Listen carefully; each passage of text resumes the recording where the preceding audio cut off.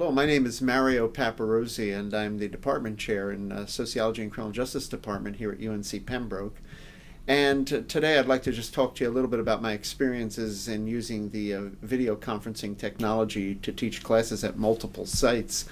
I must admit I had a lot of trepidation about doing something like that. I'm not a technologically savvy person, and so it always makes me nervous to go into the unknown, and frankly, there are hundreds of things that can go wrong.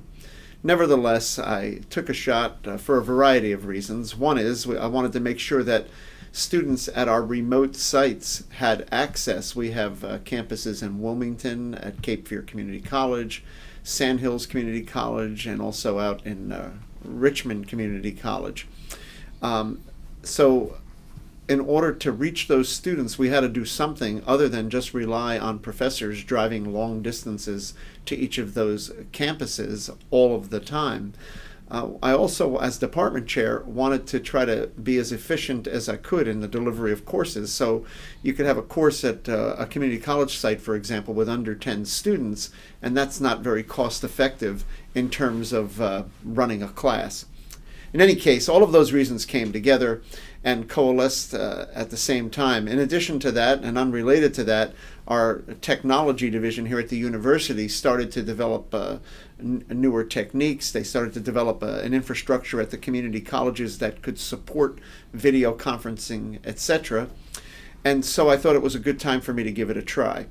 I teach statistics among other classes, and so for this particular first time out for me, I taught a statistics class, and I taught it at UNC Pembroke, I taught it at Cape Fear Community College, I taught it at Richmond Community College, and Sandhills all at the same time. Don't make the same mistake that I made, however, in not keeping track of the count of the students at each site. I somehow, I almost am embarrassed to admit it, lost track of the caps, and ended up with about 80 students across all of those sites. I never taught a statistics class with 80 students before, either in person or via video conferencing, but I thought it would present an interesting natural opportunity, natural experiment, if you will, to try to see if this technology could reach a large number of students, and if I could actually pull off teaching effectively in that environment. So what I chose to do once the semester began was to rotate myself. Now, this is absolutely not necessary. I just chose to rotate myself because I could. So I would be at Pembroke one week, I'd be in Wilmington at Cape Fear one week, Sandhills another week. I did not go to Richmond because Richmond apparently doesn't have a good infrastructure for broadcasting. Again, that's not necessary. You could stay at one site all of the time. In fact, our UNC Pembroke site has many, many bells and whistles here, and also lots of support right here on site. So it's an excellent opportunity for you to take advantage of everything that's available. At some of the other sites, you don't have that kind of technology available, but you do have excellent support systems. The technical assistant, for example, at Cape Fear in Wilmington, and also the assistant at Sandhills in Pinehurst, where I worked, were just Johnny on the spot in addressing problems in real time. They were right there with me when I needed them. It goes without saying that here at Pembroke, that was always the case.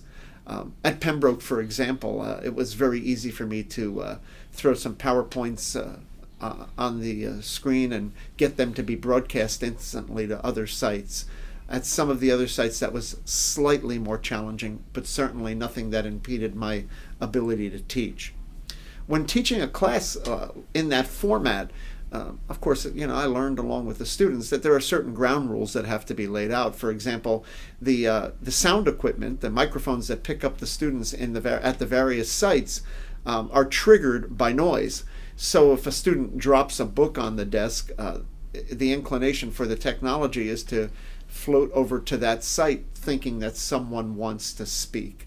So it's really important to lay out some rigid ground rules up front. It wasn't hard to do, and people got the idea after one or two slippages, but that students really need to remain quiet, They need to say something or that when they want to be heard so that the equipment will automatically shift to them, which it does very effectively. And also that we all can't speak at the same time, so that someone would say, I have something to say, and then I would acknowledge that person and we would go for it at that point. Those are minor things, but they are important, because if they're not addressed, I would imagine things could deteriorate into chaos if students just thought that they were at a remote site with no one who could hear them, and they were chattering. And then because they were doing that, the camera equipment and the microphone equipment focused on them, and the rest of the sites would be watching them. Frankly, that did not happen. I think it didn't happen because we were really clear at all of the sites about the ground rules at each site. One of the things that I did just as a backup is, if I was going to use PowerPoints on a particular night, I actually emailed them to all 80 students ahead of time, just so that they could have them right in front of them while I was speaking. Although, as I said, when I was working here at the Pembroke site, it was very easy to get those PowerPoints broadcast to all of the sites very effectively. Some simple things, again, for a guy, as I said at the outset, who's technologically challenged, I mean, frankly, I didn't know that I would be able to go into a room by myself and turn everything on and have everything ready to roll. For the most part, that's not necessary, because the technicians that assist professors in doing this are very helpful, and I previously indicated that. But I remember one night down in Wilmington, for example, the technician was not there, some emergency came up, and there I was planning to broadcast to the other sites, Sandhills, Richmond, and Pembroke, and I had never turned the equipment on. So what did I do?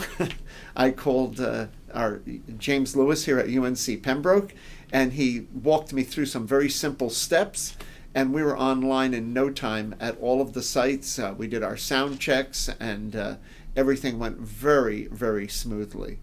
Of course, there are any number of things that you can do in a classroom, and I would argue that with a little forethought, you could do any of those things via this technology. It's an outstanding technology that really should not be avoided. In fact, it should be embraced. I think it creates efficiency. I don't think that it made me a more effective professor. However, it didn't make me any lesser of a professor. I was able to do in that video conferencing room what I would do in any other room, and I was able to reach 80 students. Now, I'm not advocating that you should all have 80 students by any stretch of the imagination. As I said earlier, that was a result of my error. But if you wanted to reach 6 students at one site, 6 at another, and 6 at another, and have a decent class size of 18, as opposed to having one class of 6 students, this is clearly the way to go. I would have no hesitation in doing it again, and I would encourage as many of us as possible to do it, primarily because students now at Pembroke are all over the map in North Carolina. We have reached out in the spirit of UNC Tomorrow. We have satellite campuses growing all the time. And of course, I might mention the price of fuel lately has not encouraged students to, or made it easy for students to travel to Pembroke for classes. So this is one way that we can use technology to our advantage. I personally like it a lot better than teaching online, because I'm a more personal contact type of a professor. So I had the contact at all times with my students at all of the sites, and we were able to stay in touch with each other in real time very effectively. This is a technology whose time has arrived, and it's getting better all the time. So I think in the future it'll be pretty much like the quality of a broadcast on a television show, which it seems to be now about 90% of the time. So if you have any questions about teaching at various sites through using video conferencing, don't hesitate to send me an email or call me. I can be found in the UNCP directory very easily. Again, I'm the chair of the Department of Sociology and Criminal Justice, and I thank you for giving me this opportunity to promote a technology that I think is really going to be helpful to us and to our students.